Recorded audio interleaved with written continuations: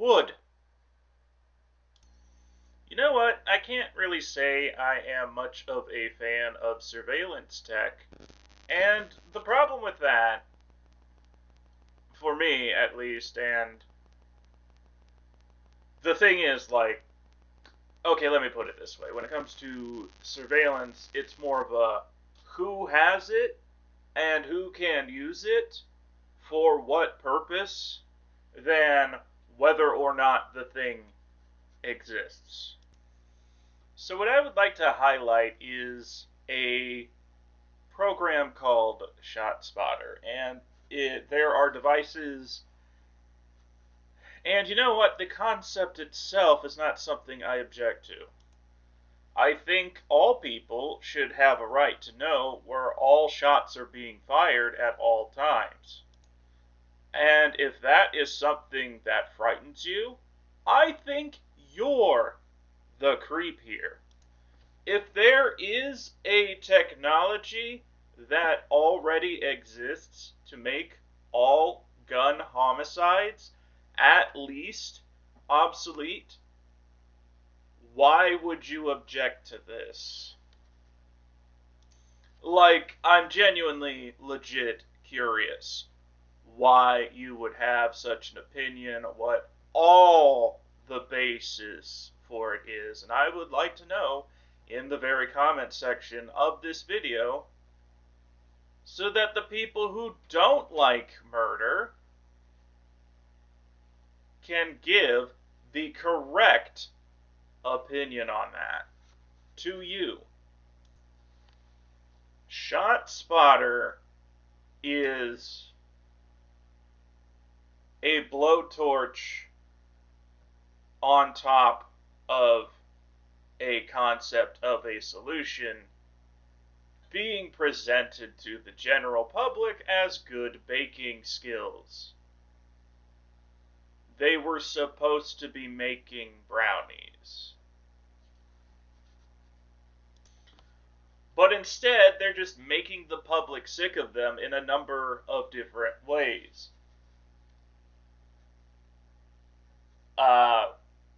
Yeah.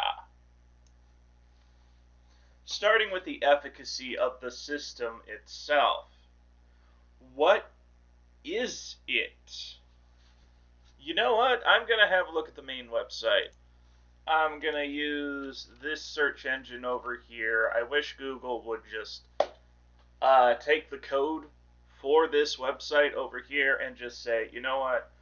With very few changes, here is something that we call Google Fresh, and it's the search engine that everyone gets. It is the search engine for a general anyone can go to and put something in, like ShotSpotter. Get the context here, not using generative AI, just scraping that information and presenting it as such. And this company here. But as the Fox 9 article states, it ain't cheap. This has cost the taxpayers of Minneapolis, well, if we consider the extension, it's going to cost the Minneapolis taxpayers over $3 million. And while I like that this isn't just something for police officers and that other people can get their hands on it, I just want this company over here just completely out of the equation. Gone. Another problem I have is that you can't get a personal network of devices that do this.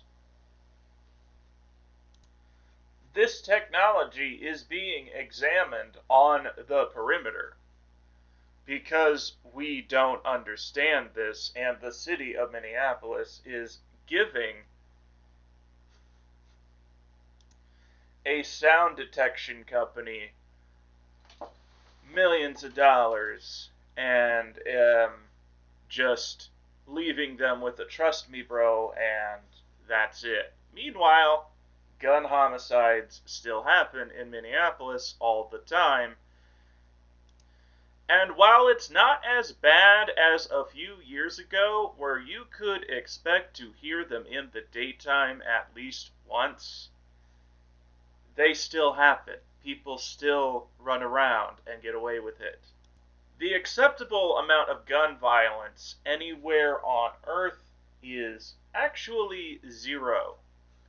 And the scaling problem, the access problem, is the biggest problem of all. Like, in principle, this is something that we should have. And also, in principle, this is something that the people should have.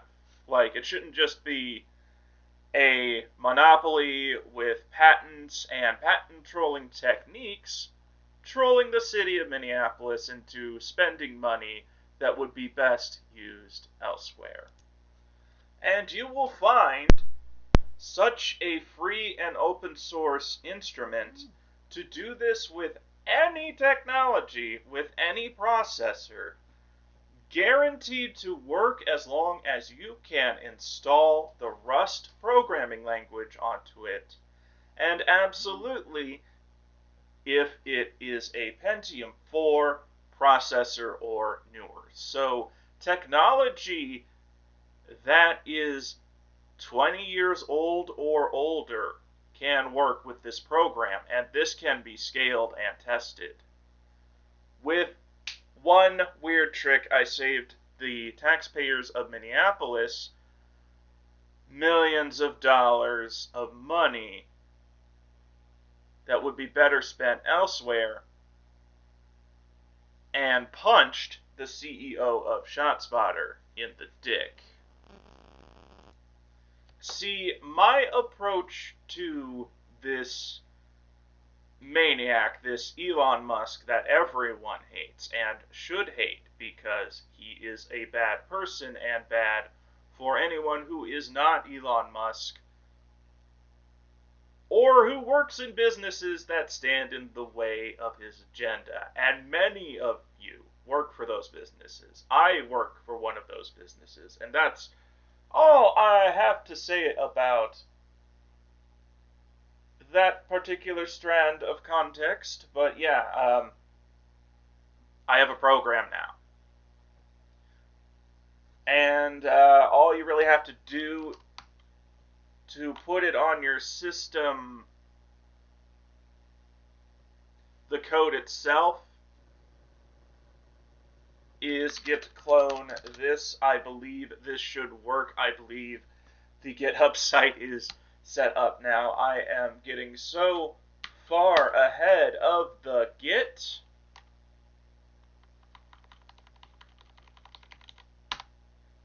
that I meant to say Rust. I am getting so far ahead of learning Rust that I'm forgetting how to publish the code. I'm less familiar with how to publish Rust code than I am with Rust right now. So such an instrument is Loonar Screech over here. Loonar Screech is a free and open source automatic ear, gunshot detecting, and early warning system. I am also legally in the clear from any lawsuits that could arise from the anger of the CEO of ShotSpotter being shot in the dick, metaphorically speaking, and in Minecraft by this work, because it is transformative, and I genuinely do not know if ShotSpotter is using Rust.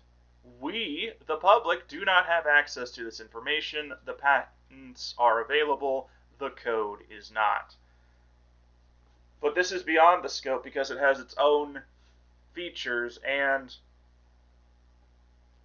exceeds what ShotSpotter can do, even though this is just the base, the foundation code, the thing that I'm telling people, hey, you know what, make a fork of this, spin this and see what you can do. So once you run this, here's how it works. So I got these two comment sections up here with the IP information and the configuration section. That all goes on the top. What parts to use of Rust and what cargo and all the formatting to put goes here. Most people do not pay attention to this, nor do they need to. This is not the part that gets to be modified. This is the inflexible code. So here's the configuration module, and here we go. It is putting all the structures here together, and it's putting a threshold in which this automatic ear through any microphone that you can attach to any Pentium 4 or newer machine, that's what it's going to listen for. And there are variables for alert radius, the threshold in decibels. So if anything louder than 85 decibels is the default, that's pretty fucking loud. Okay, definitely something loud enough to turn heads. These are the usual floating point values. That's the structure. And danger pattern string. These are the defaults in the program that are set here. There's a structure for Audio Guardian. And you use the system config that Rust will find. Alert active, atomic boolean, so either there is an alert or there is not. Yes or no, true or false. And there's a sample buffer in a vector quantity with F32, the usual floating point, the 32 bits. There's some more configs. There's a sample buffer with a window.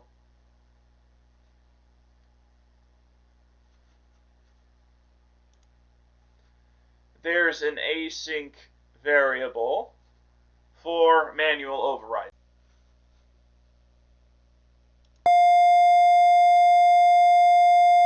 This is vibe code, by the way, but the fact that I did spin this back and forth between Gemini and DeepSeek to the point where I want to learn Rust myself, to the fact that I am actively learning it as I make, but until then, it's